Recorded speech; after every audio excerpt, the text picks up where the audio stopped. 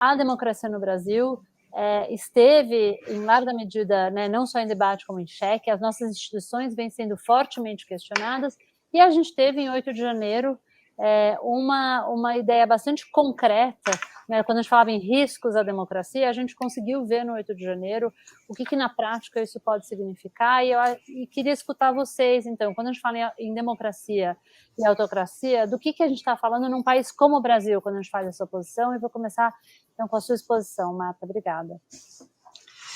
Muito boa tarde a todos. Obrigada, Paula. Obrigada, Zeca. Oi, Cássio. Uma alegria encontrar vocês três aqui.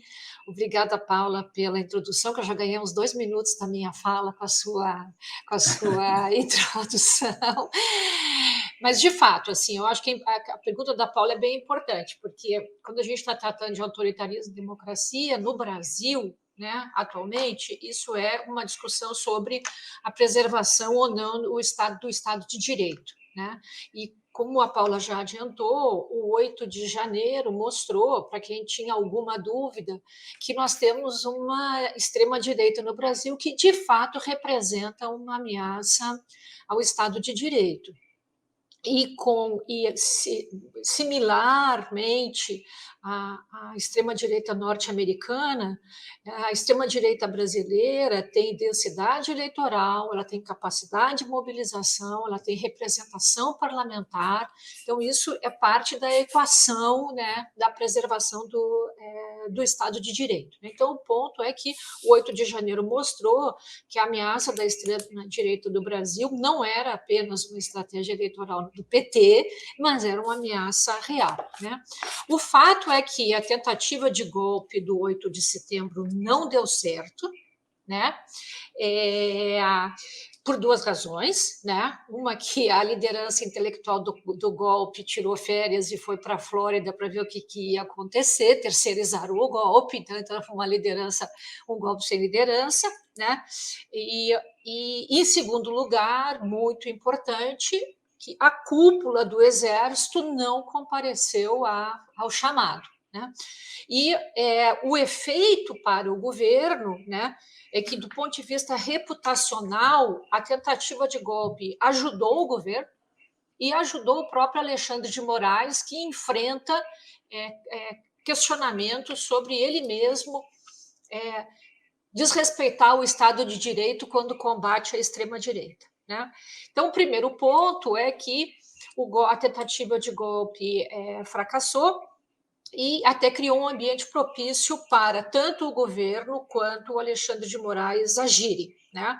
O governo, do ponto de vista do comando, foi muito rápido, né? Trocou o comando do Exército, exigiu a cabeça de um auxiliar do Bolsonaro que estava no comando de uma divisão em Goiânia, e, a despeito das pressões do PT, o presidente Lula manteve o ministro José Múcio no comando do Ministério da Defesa, que havia um debate ali que não era trivial, porque se dizia que tinha que depor o ministro Múcio porque ele era da confiança do Exército. E ele foi mantido justamente porque ele é da confiança do Exército, porque se você quer o interlocutor, ele tem que ser da confiança do interlocutor. Né? Então, eu acho que o governo acertou aqui, né? Tanto em fazer essas exigências de troca, quanto em manter o ministro Múcio no comando do Ministério da Defesa, e já há sinais de que os militares pedem tempo para eles resolverem eles mesmos a questão, embora, né, há um detalhe aqui que eu penso que nós temos que prestar atenção, porque as alas mais jovens do Exército são bolsonaristas. Quem segurou o golpe foi a cúpula do Exército, que tem uma avaliação do desastre institucional que foi para o Exército ter se metido no regime militar. Então, isso aqui é algo para a gente prestar atenção. O Alexandre de Moraes também foi muito rápido, né? E está fazendo o que ele gosta de fazer, investigando, incriminando, punindo, né? E tem uma estratégia aqui de desmontar os financiadores e os principais articuladores. Ele enfrenta uma frente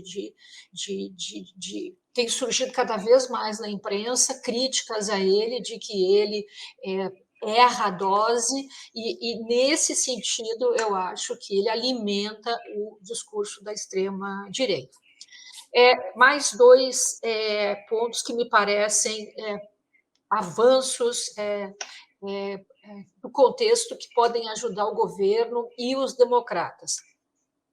Bolsonaro está limitado em recursos, não conta mais com os recursos que tinha na Previdência. O governo e a imprensa, ora cá, ora lá, tiram esqueletos do armário, afetando a reputação do Bolsonaro, de modo que existe uma probabilidade de que ele se torne inelegível, né? E está surgindo na Câmara um grupo independente disputando a liderança do PL, né? Então, no cômputo geral, vou deixar o Zeca fazer a pergunta, então, se a gente avançou ou não avançou, vou fazer uma outra pergunta para eu responder a pergunta. A pergunta que me parece importante é se esses episódios todos significaram uma derrota da extrema-direita ou a extrema-direita está em latência no Brasil, né?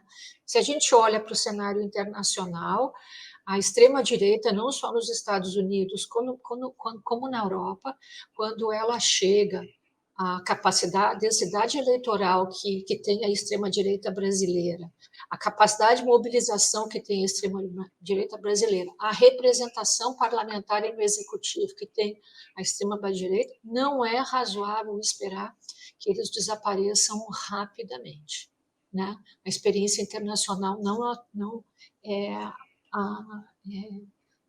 afiança que a gente considere que o risco para o Estado de Direito representado pela extrema-direita está resolvido, né? Mas o balanço, me parece, bastante positivo. Não sei se já estourei meu tempo, eu fico sempre com medo de estourar o tempo. Não, Marta, obrigada. Você foi impecável em relação ao tempo. Eu passo a palavra para o Cássio, então. Cássio, por favor. Olá, boa tarde, obrigadíssimo, Paula Miralles, Zeca Martins, muito obrigado por esse espaço, acho que é fundamental essas conversas. Marta, um prazer te rever aqui. Bom, sou Cássio França, como a Paula colocou, hoje estou aqui na Secretaria-Geral do GIF, que é esse grupo de investidores social-privado, né, que movimenta aí uma parte da economia em relação aos investimentos privados de interesse público. Bom, mas indo direto ao ponto aqui do nosso painel, eu acho que eu tenho algumas considerações. Primeiro, os 100 dias tem uma simbologia, mas evidentemente todo mundo sabe que é muito pouco tempo para a gente sentir e calibrar qual que vai ser o caminho que o governo vai tomar de fato, né? Mas, ainda que seja simbólico e seja pouco tempo, obviamente o 8 de janeiro ele não poderá ser esquecido. Agora, ele aumenta a temperatura, ele aumenta a lente de leitura da democracia do Estado Democrático de Direito, a democracia que eu poderia chamar da democracia formal. E aqui eu vou provocar um pouco a Marta com duas questões, né, porque temos pouco tempo aqui. A primeira é que eu não sei se esse elemento opaca em demasia o outro elemento da democracia, que para mim é fundamental, que para mim é a grande aposta no governo Lula, que é realmente o exercício de direitos da população brasileira, né? Até que ponto é possível imaginar que uma sociedade ela é democrática se ela não consegue usufruir de direitos fundamentais no artigo 5º da Constituição, por exemplo, um país que passa fome, um país que tem um alto índice de racismo ainda no país, e por aí vai. Tem uma questões de exercício de direitos que, para mim, esse é um debate da democracia também ao lado, obviamente, da questão do Estado Democrático de Direito. Então, colocar um holofote na questão do 8 de janeiro, que eu acho importante, não quero tirar a importância, me preocupa da gente não olhar o que é um país democrático ao fim e ao cabo, né? Então, gostaria de te escutar um pouco sobre isso. E trago uma segunda questão, que aí sim tem mais a ver, mais relacionado com a democracia formal, digamos assim, que este país, ele nunca fez um acerto de contas em relação aos abusos militares durante o regime militar.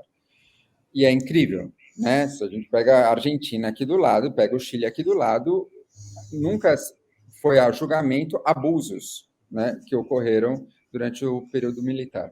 Te pergunto se essa não é uma condição sine qua non para o fortalecimento da nossa democracia e se este governo terá espaço, governabilidade, para entrar num lugar como esse, né, de revisitar o passado, a fim de que a gente não repita o passado e, portanto, isso seja colocado ali num lugar realmente inimaginável de ser repetido no futuro. Então, eu te passo aí, Marta, esses meus 2 comentários em relação à sua fala. Quer dizer, não sei se eu tenho que passar para a Paula, na verdade, porque é a nossa mediadora aqui. Eu já reivindiquei, Cássio.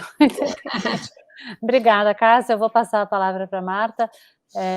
Quem sabe a gente ainda tem até um tempinho. Vamos ver para outras perguntas. Obrigada, Cássio.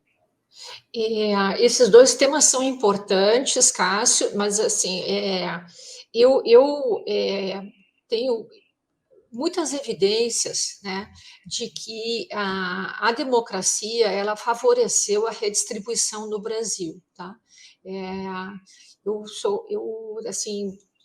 Eu acho que a gente manter o Estado democrático de direito é uma reivindicação que é independente da expansão dos direitos sociais. Eu não estou dizendo que a expansão dos direitos sociais não seja importante, pelo contrário, dediquei minha vida toda a estudar isso.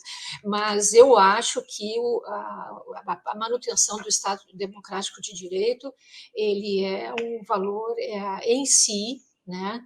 E uma sociedade, digamos assim, é democrática se determinados princípios de competição eleitoral, expressão do direito, expressão da palavra, defesa, liberdade dos cidadãos e tal, sejam respeitados, mesmo que um governo que não tenha compromisso com os direitos sociais venha a ser eleito. Tá? Então, nesse sentido, assim, o que você está chamando de democracia formal ou procedimental, eu acho que ela tem um valor em si, independentemente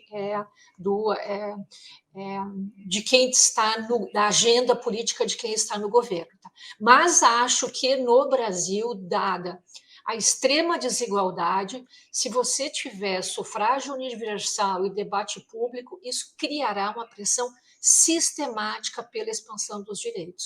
E é isso que a gente viu, me parece, como resultado, embora não único, da universalização do sufrágio no Brasil. Tá? A questão militar.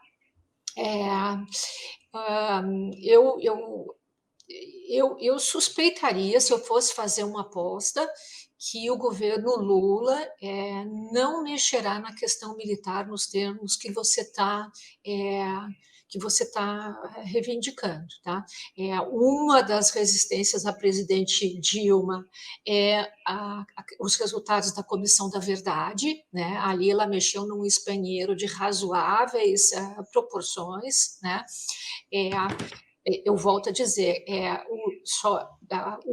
a tentativa de golpe não teve os desdobramentos que teve, porque uma parte do comando do Exército segurou, né? Estão surgindo na imprensa declarações de militares dizendo a gente vai cuidar disso. Tá? Mas eu acho que o presidente Lula deve avaliar que ele já tem problemas suficientes para enfrentar, e se eu fosse fazer uma aposta no que ele fará nessa direção, eu diria que ele não vai mexer na questão militar, tá? E eu tendo a concordar com isso. Acho que ele tem problemas suficientes em outras frentes para tentar consertar, embora no mérito eu concorde com as 2 questões que você levanta. Mas acho que aqui tem uma questão de timing, de prioridades, de estabilidade e tal, que não me levariam a apostar que o presidente Lula faça isso.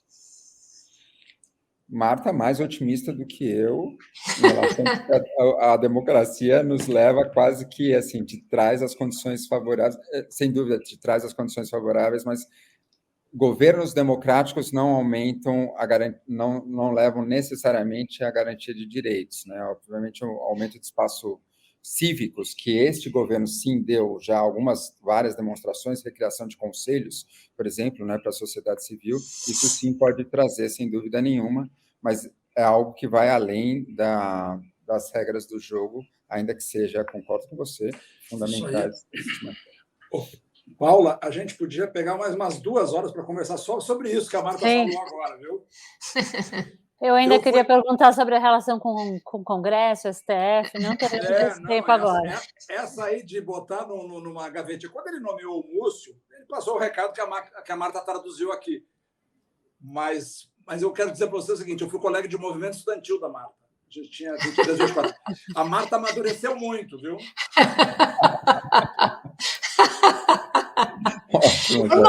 Normalmente, quando as pessoas avaliam que alguém amadureceu, elas estão querendo dizer que você se aproximou das posições delas. Normalmente que as pessoas... Não, ao contrário, eu não amadureci, eu continuo achando que tem que...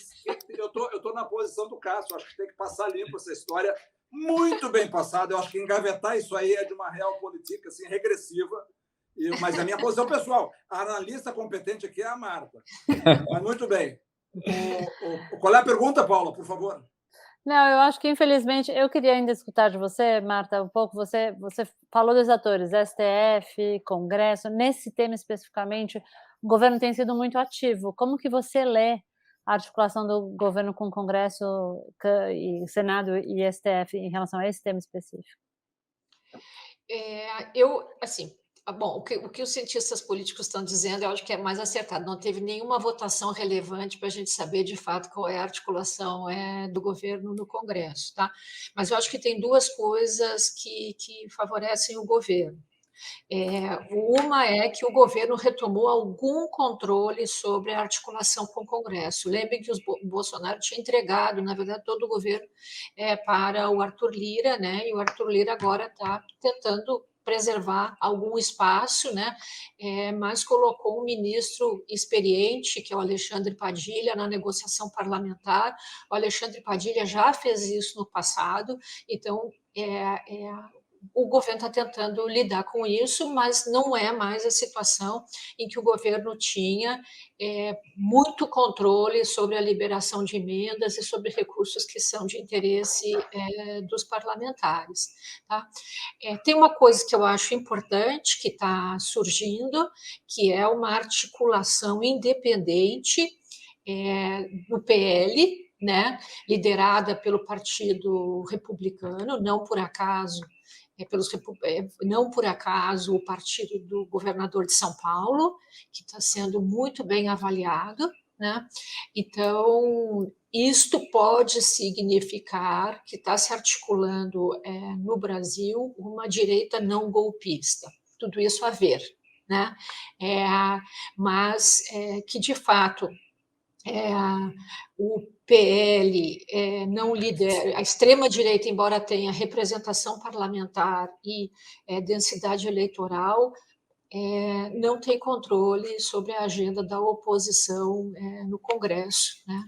O que pode ser bom para o governo trabalhar, né? Obrigada, Marta. Zeca, você quer fazer a pergunta da flechinha? Estou preparada aqui para responder. Eu não quero fazer inferência, eu quero que a Marta diga. Afinal, Marta, avançou, está andando de lado ou regrediu? Eu acho que no que diz respeito ao enfraquecimento da extrema-direita no Brasil, que é uma condição para a gente reduzir os riscos de ameaça ao Estado de Direito, nós avançamos. Mas eu diria que a extrema-direita está em estado de latência no Brasil, ela não está fragilizada, não.